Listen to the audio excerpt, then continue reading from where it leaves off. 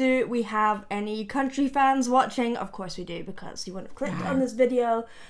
I don't really know the Queen of Country. You're going to be like, whoa, Beth.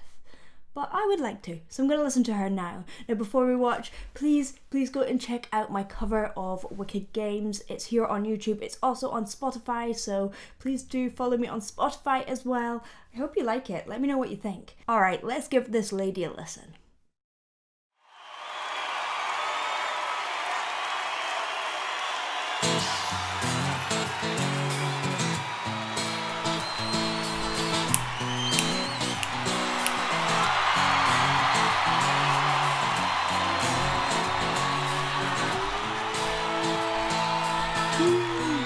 I love how she's coming up to the stage.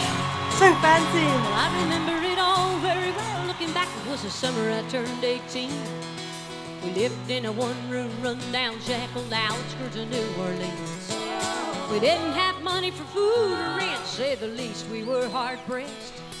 And Mama spent every last penny we had to buy me a dancing It's like dress. almost like a musical theatre story. Mama curl my hair, and she painted my eyes and lips. And then I stepped into a satin dancing dress, had a split from the cycling up to my knees. She's so good at her diction is so clear that you really get the entire story, and it's really important for this. This was a song written in 1969, and it was about someone who was born into poverty and became a prostitute. Now, she changed some of the lyrics and also made the music video about her life. So it's a little bit different than that original, but it tells about her life where she was born on a ranch and how she kind of moved through. So it's really important that you hear those lyrics and get the story, and she is delivering them so well. It was red velvet trim and it fit Ooh, it's higher than I think it was. Standing back from the looking glass, there stood a woman where I had to go to get it stood. She said, here's your one chance, fast, and don't let me down. Yeah. That is actually really hard, because it's really controlled, it's not loud, so she isn't belting it, but she's like in this really beautiful mid-mix, not too heavy, not too light, which makes you kind of lean in and listen. It still feels casual, it doesn't feel like she's screaming or shouting at you, but it feels like it is conversational, yet it's really high. Your one chance, fast, and don't let me down. Mama had a little bit of perfume on my neck, then she kissed my cheek. And then I saw the tears welling up in her troubled eyes when she started to speak. She looked at a pitiful shack, and then she looked at me and took a ragged breath. She said, your paws run off, and I'm real sick, and the baby's gonna starve to death. She handed me a heart-shaped locket that said, to thine own self be true. And I shivered as I She's watched so her roll present. She's so confident in there. Sounded like somebody else was talking, asking, Mama, what do I do? She said, just be nice to the gentleman, fancy. They'll be nice to you. She said, here's your one chance, fancy, don't let me down. Here's your one chance, fancy, don't let me down. Lord, forgive me for what I do. Baby, you won't ever, it's up to you. Now don't let me down, honey, your mama's gonna move me uptown. Uptown, uptown.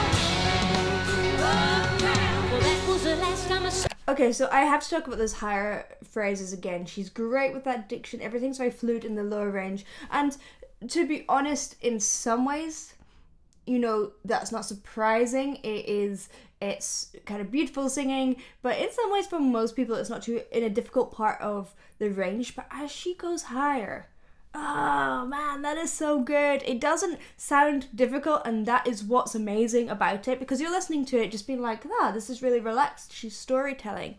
It's so high, and that is so difficult to have this feeling of just absolute control and relaxation within those moments, because often for people that is the part of your voice that it sounds like a shout or a scream, or the opposite can be really light and really breathy, but she just it's perfect technique in that area of her voice. Oh, my mother and I lived that rickety shack.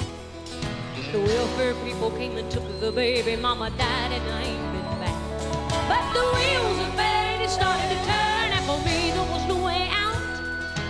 Wasn't very long till I knew exactly what my mama been talking about. I knew what I had to do when I made myself this solemn vow, that I was gonna be a lady someday, though I didn't know when or how. But I couldn't see spending the rest of my life with my head hung down in church. You know, I might have been born just plain white trash. A fancy was my name. She said, here's your one chance. So that lyric there, I might have been born just plain white trash, but fancy was her name. That was one of the specific lyrics that she changed to be about her. I'm not sure what it was originally, but it really, there's something so beautiful about that lyric, and it personifies the entire song. Like these little slides. Of course, you can hear her accent in this as well. Very strong. It makes it country. 1 week later, I was born as 10 in a 5-room hotel suite. I charmed the king, the congressman, and an occasional aristocrat. And then I got me a Georgia mansion in a New York townhouse.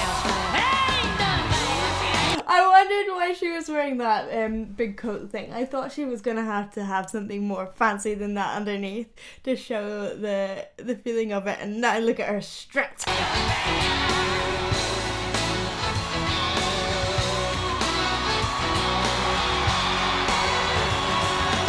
in this world, there's a lot of self-righteous folks that call me bad. Pretty like the mama for turning me out, no matter how little we had. But though I ain't had to worry about nothing. Oh, I love how she's like floating above. This is so cool. Desperation in my poor mama's voice ringing in my ear. Here's your one chance, fancy, don't let me down. Here's your one chance, fancy, don't let me down. So often people talk about a country twang and they mean their accent, but actually she is using a vocal coach technique or a vocal technique called twang. But actually what's happening is there's a little bit of a narrowing above the vocal cords, and it kind of compresses the sound, so you get a lot more treble in the sound, and it really cuts through. That sound cuts through. It's often in a lot of southern accents as well, that sort of sound, and sometimes it's nasality as well, but I think it's more twang with her because she's able to have control and able to maintain warmth. But it is really amazing for this style of music because it keeps that clarity, which is really important with the storytelling. Give me for what I do, baby, you are Woo! you, now don't let me Again, down. so easy for her, not for me. And I guess she did.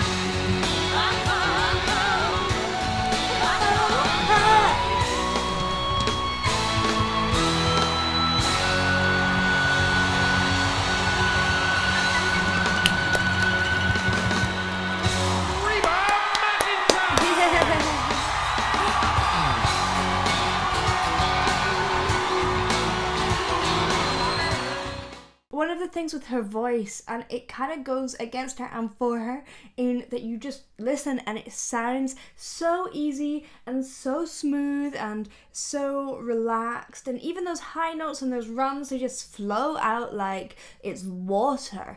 But it's not easy. That takes a lot of work, that takes a lot of practice. She gives me the feeling of someone who has worked so hard on her voice and is a perfectionist. Everything in that was absolutely flawless. Thank you for watching. I hope you enjoyed. If you did, please do like and subscribe, and I will see you in the next one. And if you have any more suggestions, please do drop me a text. I've got a little number down in the description, and you can also drop me an email. See you in the next one.